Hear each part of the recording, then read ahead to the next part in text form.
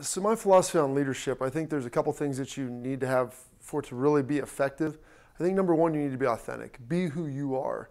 Because so oftentimes you see people, they get in positions of power, they have power, an ability to influence others, and they begin to change a little bit of what they've always been, and that's tough. And whether you're a person who's a little more quiet, maybe someone who's a little more boisterous, maybe you're someone who's more demonstrative, whatever that may be, I think you need to be that all the time. And you have a certain set of values that you stick to and understand all of that. I think another key principle is you want to be an energy driver. And even if you're someone who's not high energy, I think it's important to always promote the energy piece among your company. They're going to be impacted by how you act. And whether you're someone who comes in and is clapping their hands or just a smile and a casual conversation, everybody's going to be different. So you have to be authentic, be who you are, but you also want to bring that energy. Nobody likes someone who, when they're around them, they have to turn themselves down or mute their personality. It's not going to be good for morale. It's not going to be good for the office. It's not going to be good for a team.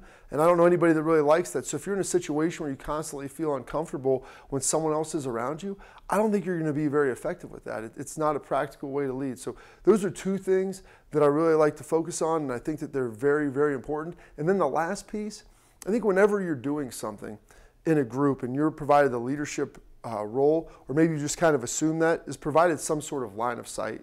So everybody in the group is naturally going to gravitate towards what they do well, and maybe that's helped to be assigned by different leaders and do a little bit of this or a little bit of that. But I think line of sight, to understand how is what I do, how does that incorporate to the ultimate goal? And find a way to show them and display them that level of importance. And then once you're able to achieve it, show them why it mattered and how you impacted the group. Because that way you're going to be able to have some completion phenomenon. You're going to get a good feeling that I was able to do part A, and that's how it was able to fit into the entire grand scheme. And if you kind of factor and roll all those three things in there together, being authentic, providing a line of sight, and then also providing the type of energy that you have, whatever that may be, whether it's vocal, whether it's just a little bit of spiritual, whether you're around people and they just naturally pick them up, whatever it could be, I think those three things are going to be critical for any leader to have success.